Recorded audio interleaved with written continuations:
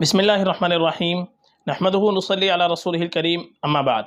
मुहतरम नाज़रीन किराम, एक साहब मोहम्मद ज़फ़र, इनका सवाल है, हुज़ूर सल्लल्लाहु अलैहि वसल्लम के 99 नामों में से जो माही नाम है उसे लड़के के लिए रख सकते हैं, और इसका सही से कैसे लिखा जाए उर्दू में, इंग्लिश में और हिंदी में, और नाम के मीनिंग कैसे हैं, क्या है बॉय के लिए। देखिए, जो नाम आपने पूछा है माही, ये बड़े हा के साथ ये लफ्ज़ आता है, और माही ये हुजूर पाक सल्लल्लाहु अलैहि वसल्लम का वस्फ़ी नाम है। माही इसके माना आते हैं कुफ्र और शिर्क को मिटाने वाला।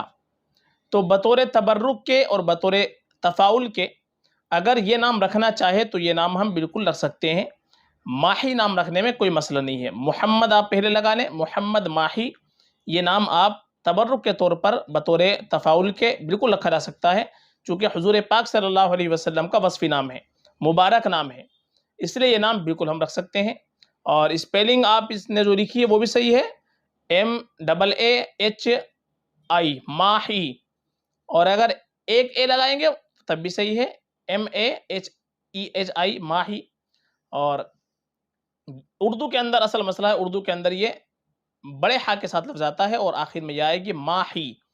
तो ये नाम बिल्कुल रख सकते हैं, बहुत अच्छा नाम है, मुबारक नाम है। और आजकल नाम बहुत से लोग नए नामों की वजह से गलत नामों का इंतखाब कर लेते हैं, तो ये मुनासिब नहीं है।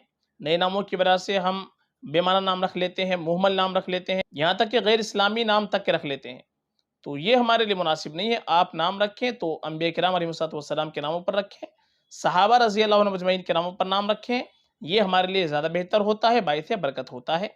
तो ये माही नाम आप बिल्कुल रख सकते हैं, बेहतरीन नाम है। फ़क़त वल्लाहु आलम।